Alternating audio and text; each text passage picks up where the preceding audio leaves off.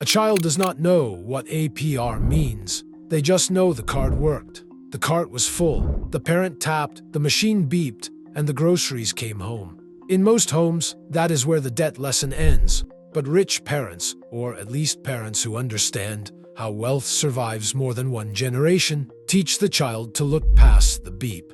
Whose money was used, what promise was made, what will later cost, and is this debt building something, protecting something, or quietly taking control? That is the lesson most kids never hear out loud. Most kids are taught debt as fear, silence, or convenience. Rich kids are more likely to be taught debt as a tool with terms attached. And the important part comes later. Once a child learns to ask what debt is doing, they become harder to trap with monthly payments, status pressure, and just pay later offers. Most parents are doing what the month requires. A lot of us use debt because the month leaves no clean option, because emergencies do not schedule themselves, because the car seems to know exactly when the heating bill arrived. Sometimes debt keeps a family afloat. Sometimes it buys 10 minutes of peace in Target, while a child holds a toy like a courtroom witness. Children can forget where both shoes are, then suddenly argue like senior attorneys when a toy is involved. Children learn the purchase and they learn the mood around it. So the question for a parent is uncomfortable. When your child sees debt in your house, do they see panic, silence, convenience, or control? Before a bank ever offers them a credit card, many children have already inherited one of three debt philosophies. The first is that debt is a monster. It gets whispered about, hidden, treated like proof that someone failed. That fear usually comes from somewhere real. A parent who watched debt ruin a family does not need a finance podcast to know it can be dangerous. But fear can become too blunt. A child who learns that every loan is failure may avoid useful borrowing too. Every opportunity starts looking like danger wearing paperwork. The second philosophy is that debt is invisible. No shame, no conversation, just payments. Cards get used, minimums go out. The car has a payment. The phone has a payment. Somehow, a subscription becomes a household utility, and nobody remembers when it crossed from free trial into apparently part of the family now. This is where rich parents teach something different. They turn debt from a feeling into something a child can name. Then there is the third philosophy, the rich parent lesson that matters most. Debt is a tool, and a tool is judged by the job it is doing. That one idea gives a child a better question than, is debt good or bad? Instead, it becomes, what is this debt buying? And what will it cost beyond the monthly payment? Wealthy families often do something very practical. They give debt names. Nobody needs to imagine rich kids around the dinner table discussing leverage like tiny hedge fund managers. Ideally, they are still arguing about bedtime and mysteriously forgetting where their shoes are. The difference is much quieter. Their parents are giving them words for things most children only feel. Once a child can name the kind of borrowing, the borrowing becomes less mysterious. That is where the real lesson starts. There is productive debt, borrowed money used to build future value, a skill, a business, equipment, education with a clear return, or an asset that has a real chance of growing. There is survival debt, borrowed money that gets a family through a hard moment. Job loss, medical bills, a broken car, the kind of month where every bill shows up holding hands. Sometimes debt is the bridge across a bad season. There is comfort debt, borrowing used to avoid discomfort. The vacation because everyone is exhausted. The furniture financed for 36 months because the full price looked too rude to say out loud. The phone upgrade because the monthly payment barely feels like money. Comfort debt buys relief, and relief can help in a hard moment. But it can also become a very expensive way to avoid discomfort. Then, there is status debt, borrowed money used to look like the life you want people to think you have. The car that signals success, the birthday party that quietly becomes a small business operation, the activity, the outfit, the tech, the upgrade, because I just want my child to have what other kids have. That sentence can come from love. It can also become the emotional wrapping paper around a purchase the family could not really afford. Wealthy families feel pressure too. The advantage is that the best of them try to name the pressure before it turns into a payment. What job is this debt doing? Is it building something, protecting something, delaying discomfort, or buying an image? Rich parents do not wait for debt to become expensive. They shrink the lesson until a child can feel it, while the stakes are still tiny. A child wants an advance on allowance. They want $5 today from next week's money. A parent can hand it over and move on, or it can become a tiny borrowing lesson.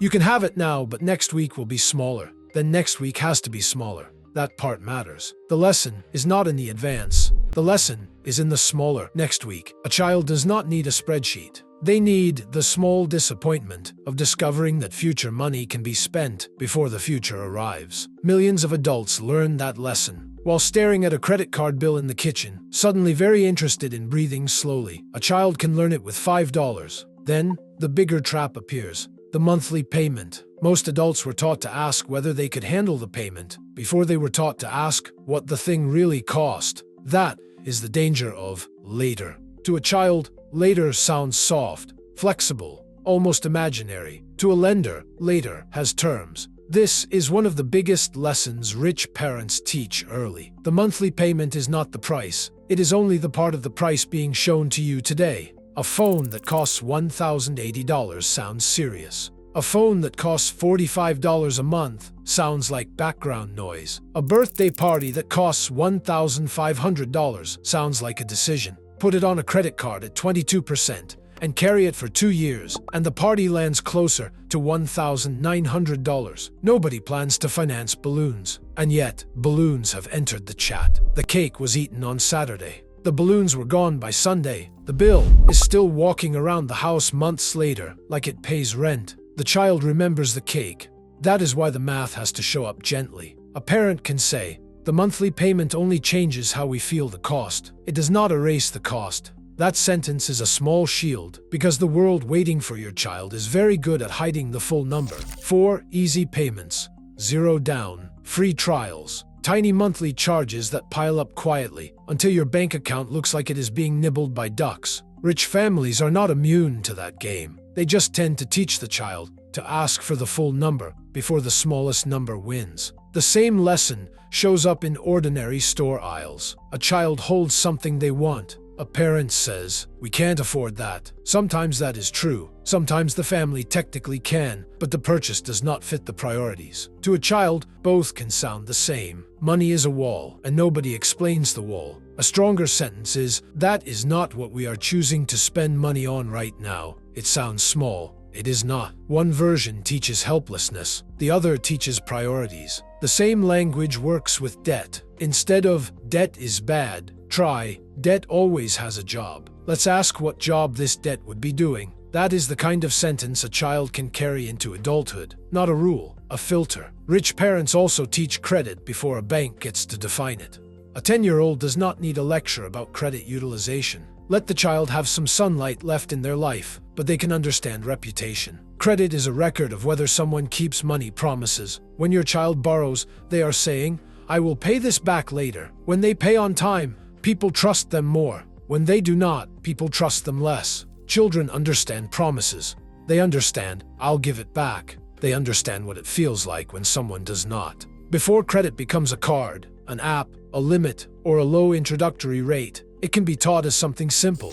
When your child borrows money, they are making a promise their future self has to keep. That matters because one day, a bank will offer them a credit card for the very serious adult reason that they have a mailbox, a hoodie, and the legal right to make terrible decisions. The lesson underneath all of this is freedom. Debt can create options when it is controlled. A business loan can help build income. A mortgage can create stability if the numbers are right. Education debt can open doors when the cost and outcome makes sense. Debt can also remove options. A credit card balance carried for years is money that cannot become savings. A car payment too large can trap a family in place. Comfort debt and status debt turn future income into old obligations, which is a formal way of saying your past self bought something and left your future self on dish duty. That is what children need to understand before the offers start arriving.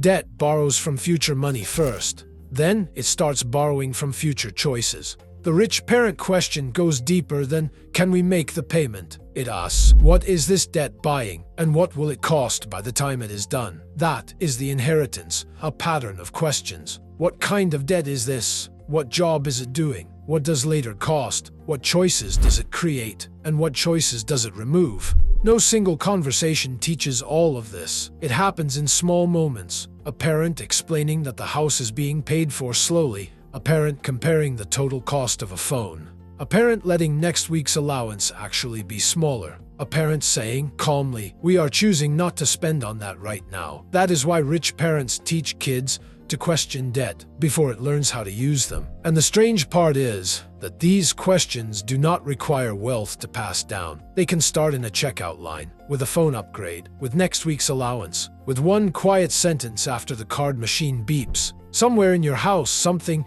is probably teaching your kids about debt right now. It just may not be saying what you think it is.